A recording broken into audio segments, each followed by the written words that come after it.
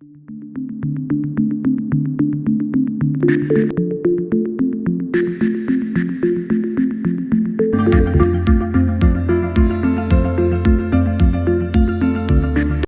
to Biztech's C-Suite Conversation Show. Today we speak to Bertrand Saillet, Managing Director at FCM Travel Solutions Asia. Now, FCM is one of the largest global business travel management companies with a 24/7 worldwide reach in almost 100 countries. And it's the flagship business division of the ASX-listed Flight Centre Travel Group. Now, welcome to the show, Bertrand. Hi, Brian. Nice to see you, and thanks for having me. Now, for a start, could you give us an overview of the Flight Centre Travel Group, its history, and more specifically then FCM Travel Solutions?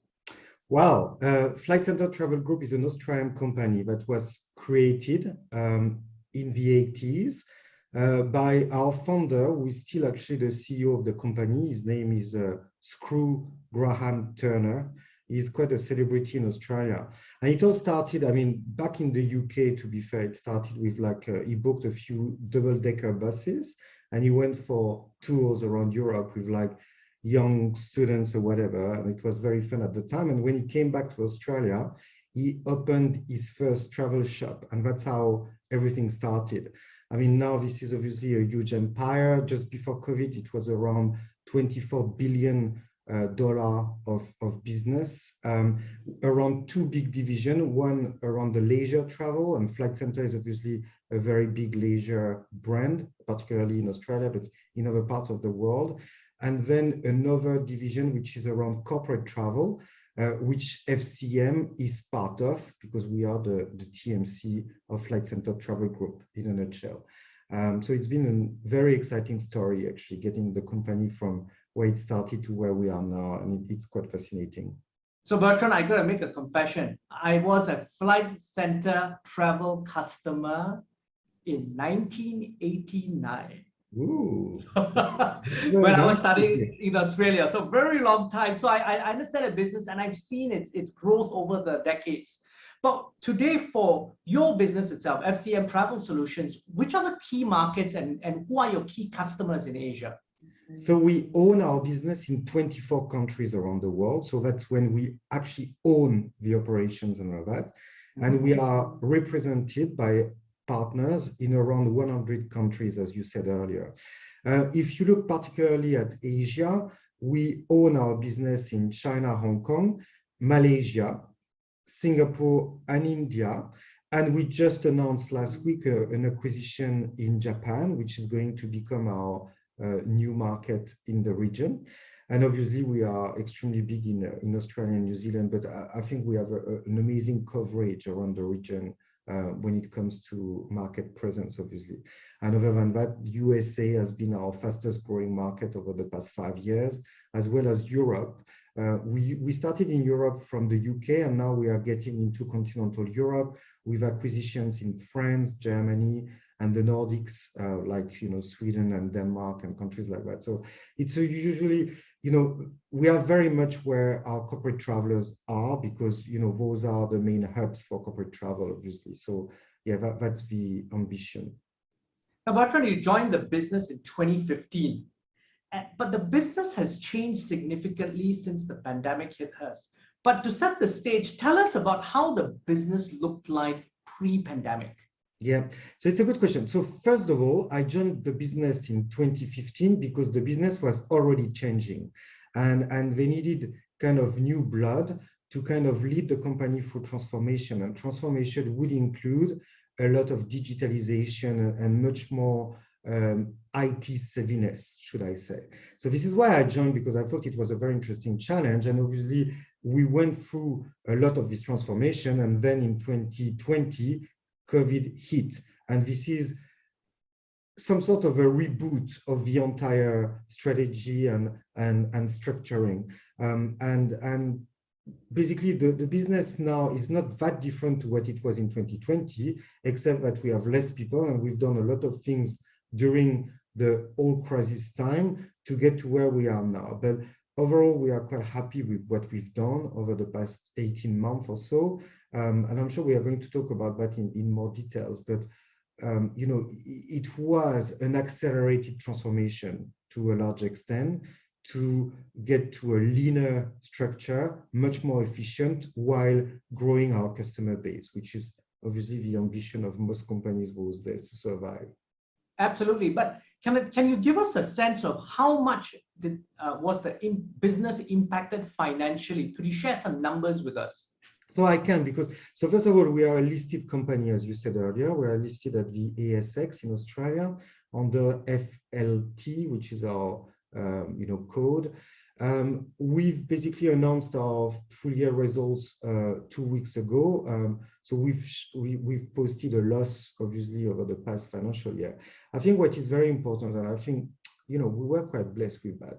When all of this started, very early in the process, in April 2020, we went back to our investors and we told them, listen, we are going through very difficult times.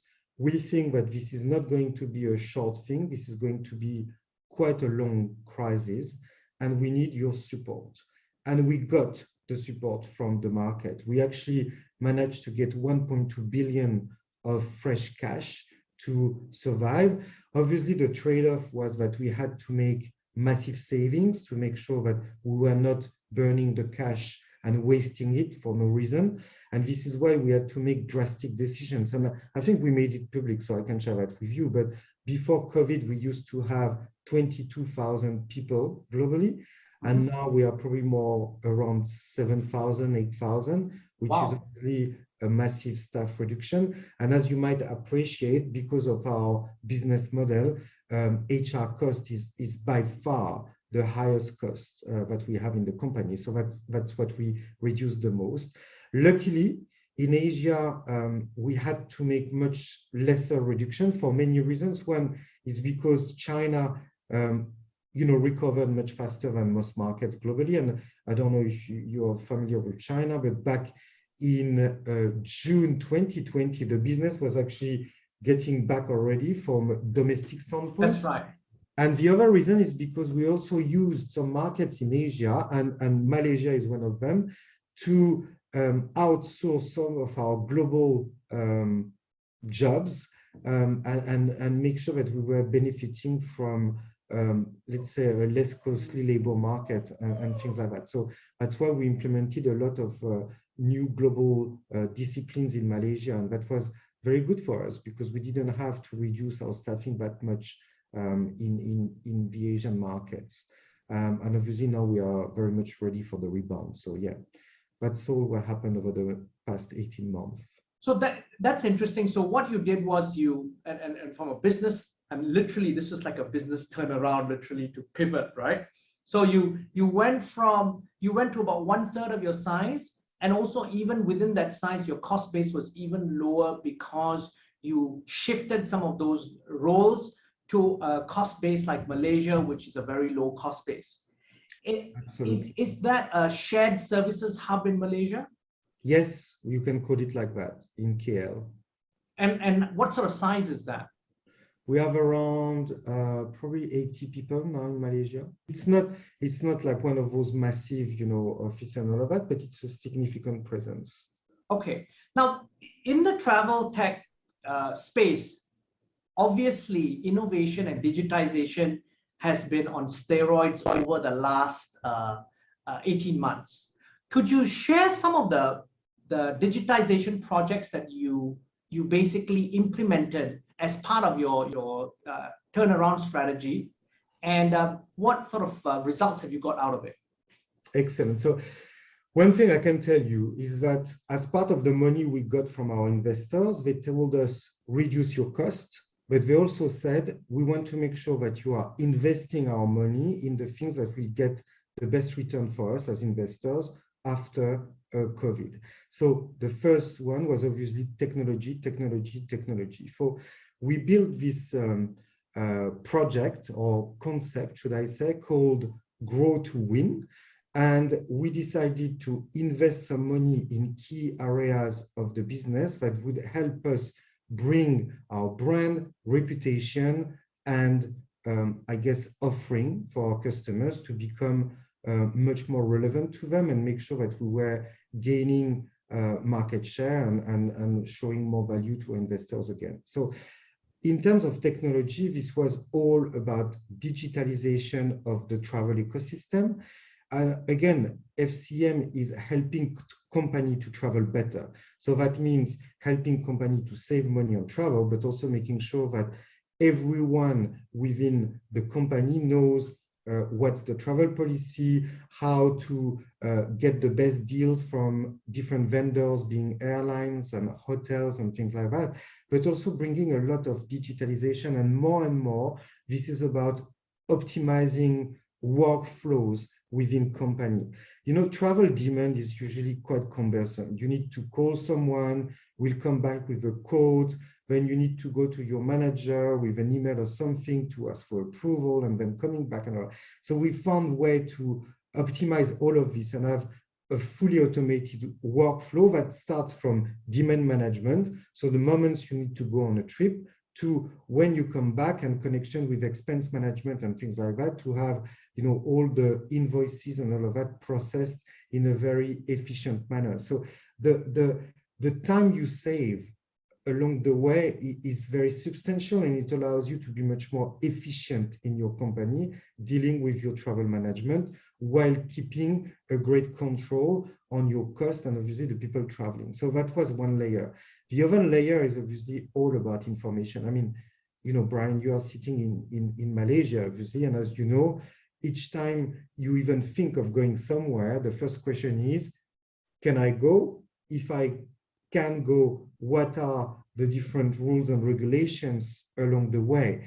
And we wanted to bring to our customer base a very advanced set of technology that could allow them to understand better that were the restrictions, depending on your nationality, your vaccination status. I mean, all of this is part of the equation those days. And on top of that, it's fair to say that the rules are changing almost on a daily basis. I mean, you know, depending on where you're going, there is always something coming up, could be linked to an airline, a connecting point, the country of origin. All of this brings a lot of complexity, which makes our business as a travel management company even more exciting, because it's an opportunity for us to show a lot of value to our customers along the way. And it's interesting because, Bertrand, from what you've just described, there's another, there is also another benefit of you becoming much more efficient and optimizing. It's greater customer intimacy, because Absolutely. Essentially when you deploy your solutions there, your customers have more transparency across the workflow, and they're not going to switch out from you if they're doing a good job. Yeah, I mean, obviously, building loyalty with our customer base is a huge area of focus of us. And we are proud to say that during the COVID time, we haven't lost customers. Like, I think our retention rate last year was 99%, which is absolutely amazing. And I think our customers were recognizing that we were going through difficult times, but that we kept a business very much running and coming up with innovative solutions that were helping them to do what they need to do with travel, you know what I mean? And to make sure that they had a partner that they could trust and rely on to do the job that they were not meant to do, you know what I mean? Yes. And I think, yeah, you're right. I mean, we are very proud of that, I believe. And so what you are saying is that we are building stickiness with our customer base, and I position it more in the sense that we want to be seen as bringing value to our customers. And if we bring value, usually customers don't leave because they understand why they are working with you, I guess. Now, Bertrand, I want to zoom in on the aviation sector, because you worked in Airbus before. Yeah. Private jet usage has soared among businesses and high net worth individuals globally. What's demand like been in Asia, and how have you been able to tap into that as a group? So this is an excellent question. So I'm not going to go into the macroeconomics of the aviation sector, which is very complicated in itself. But as you know, if you look at the big manufacturers, both Airbus and Boeing, none of them collapsed, despite that at the beginning, everybody was like, oh my God, it's going to be, but in the end, I mean, it's just about adaptation. When it comes to charter flights, so first of all, we as a company, we have a charter flights subsidiary, which is called Avmin in Australia. And the reason why we actually bought this company a while ago was originally because of the mining industry. And as you know, because they operate mines in very remote areas and stuff, sometimes they need to have private planes and charters to move their people around. So with the pandemic, we've seen a much higher demand in terms of charter flights. And to answer your question, I know it's a long answer, but there is two big segments. One, those are corporate customers that need to move their people to, could be like a plant, could be a mine, could be, for example, the seamen and all of that, that you need to move across the planet. And when there is no flights available, you need to find ways to make that happen. So usually what we do in this kind of circumstance is going to large airlines. In Singapore, it could be Singapore Airlines, it could be a Scoot or something, and say, I want your aircraft that you are going to operate, but I'm going to take care of the management of the charter. So that's one area. And usually we use basically the same aircraft that you would see in civil aviation. And the second segment was more like private charter, which were more for wealthy families that needed to travel. And at the time where you couldn't find any, civil, aviation flights or something, that was the best way to travel. And we've seen very high demand of those family charter flights, which are usually, aircraft between, let's say, 4 to 20 seaters. So that would be the average size.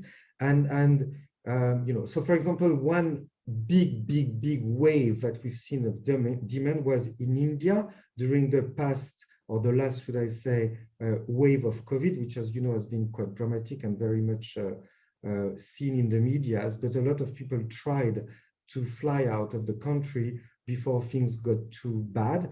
And the demand in charter flights, particularly to countries like Dubai and all of that, has been absolutely huge. And they were all those kind of family type charters, 4 to 20 seaters, just to move the family across.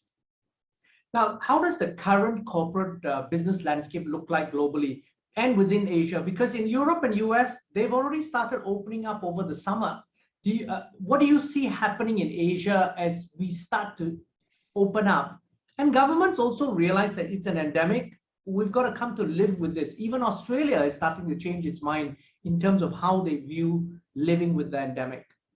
Exactly. So if you look at the three continents, Asia Pacific has been the most conservative, with more country going for a zero COVID kind of attitude. So if you look at New Zealand, Australia, China, Japan now, which is like, in this, crisis management mode, most countries have gone for zero COVID strategy. And that is obviously quite an issue for travel, because travel is always seen as a factor for COVID increase. So controlling border is seen as the first kind of shelter to avoid COVID to come in. So that's a problem when you are in corporate travel. The USA, or America, should I say, and Europe have had a complete different approach toward COVID. So they were obviously much more open.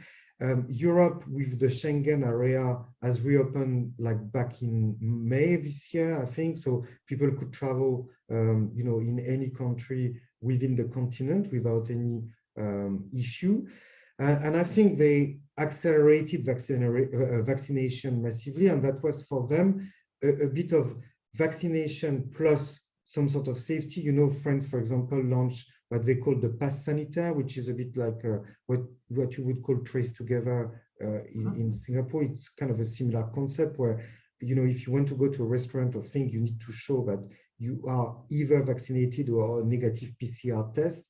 So all those things have improved the confidence within the continent, and then they let kind of things go. And from what we see, it's going quite okay. I mean, yes, there is a few waves here and there, but overall it's quite controlled. So when it comes to corporate travel, big boost in Americas, big boost in Europe, and in Asia, it's still today very much about domestic travel. So China was the engine of domestic travel across the region because it's obviously a big, large domestic market. And what we've seen in China is that our volume of domestic business is higher than what it was pre-COVID.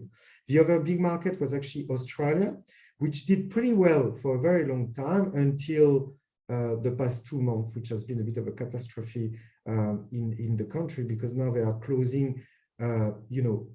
within Australia borders between the different states, and it's becoming very difficult to travel domestically in Australia now.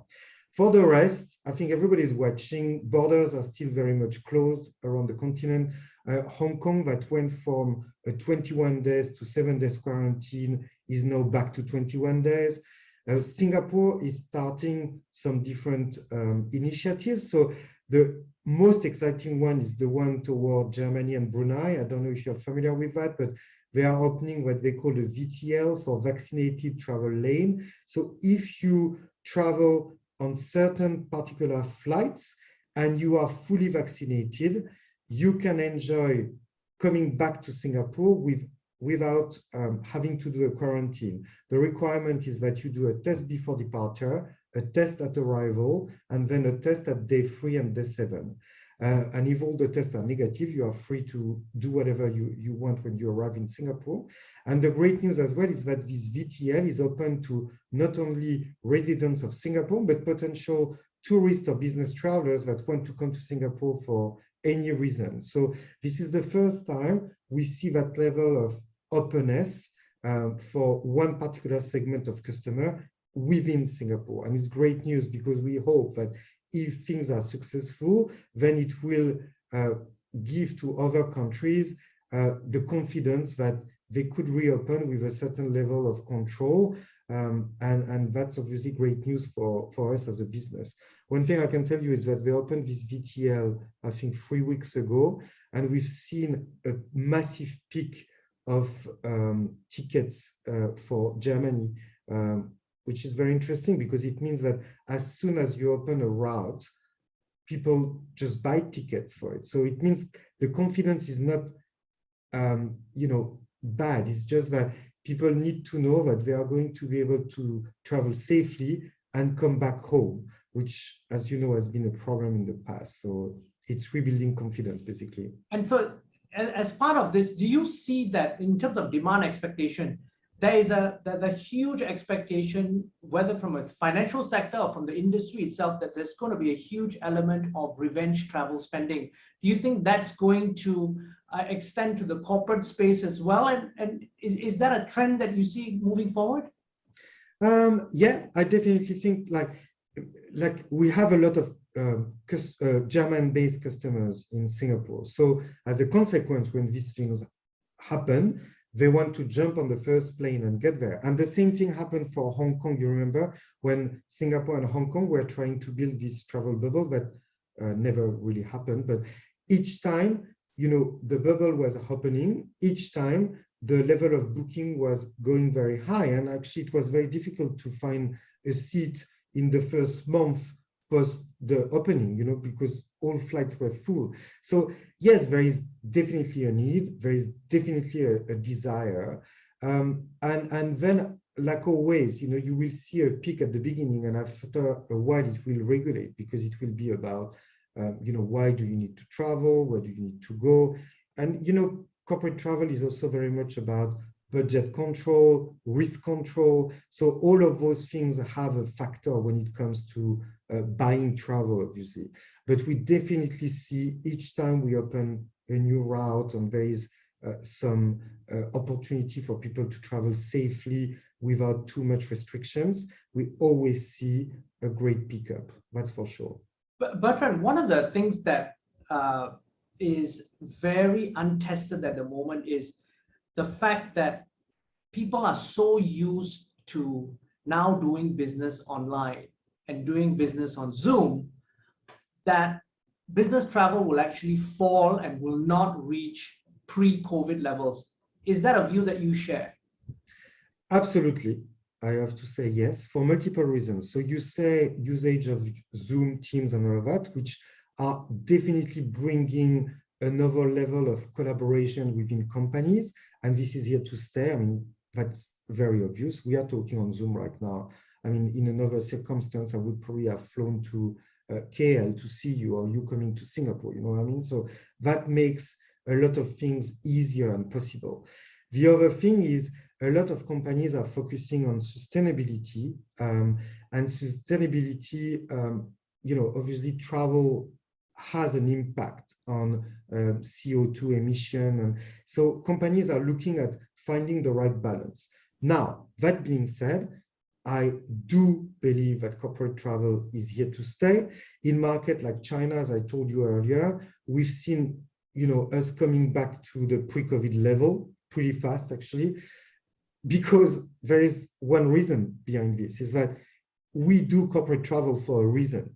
You are to meet customers, you are to work on projects which move much faster when you can see people.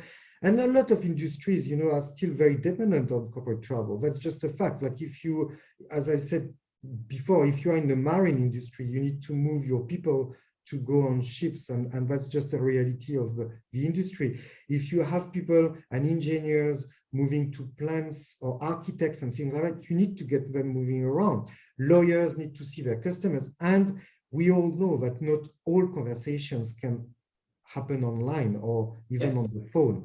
There is a level of confidentiality and all of that you cannot reach, and unless you see people face to face. So those things are going to remain. So it might not be the same level as before, depending on the industries.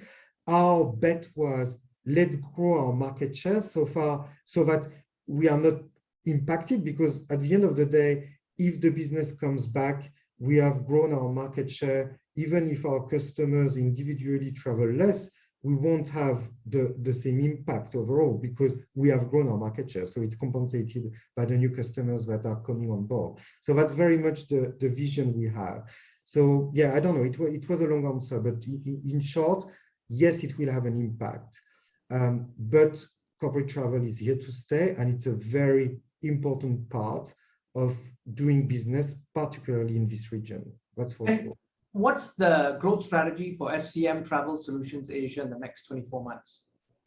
The first thing is, as I mentioned earlier, we just announced an acquisition in Japan. So we want to obviously make this acquisition successful, which means implementing all our suite and technology and all of that in Japan, which is a fascinating market, and start growing in the market. It has a huge opportunity. Japan is the 4th largest corporate travel business market in the world. So big opportunity for us. The second thing is consolidating our positioning in China. We just invested in a new system in China to build a system which is much more connected to the local ecosystem.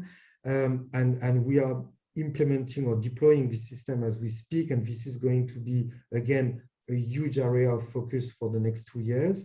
And for the rest is really looking at the opportunities and really nurturing the relationship with our customers to make sure that we are here for them when travel is back, and that we can take them through the complexity of travel and help them save money and a lot of troubles along the way. So that's what we want to do in the rest of the region for sure.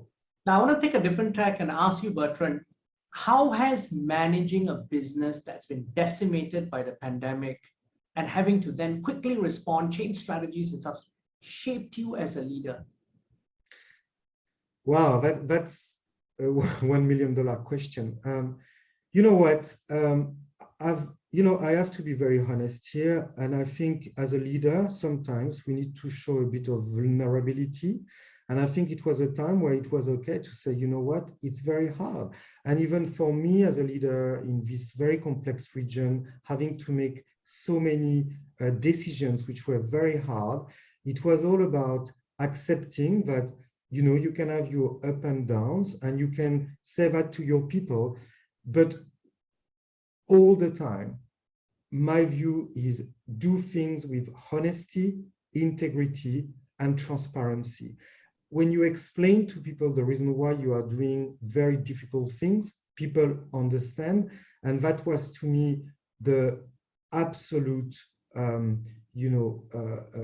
thing for me. It was like really coming back to my values and making sure that I was not doing anything which would go against my values by doing things with honesty, integrity, and transparency. And that was the big thing.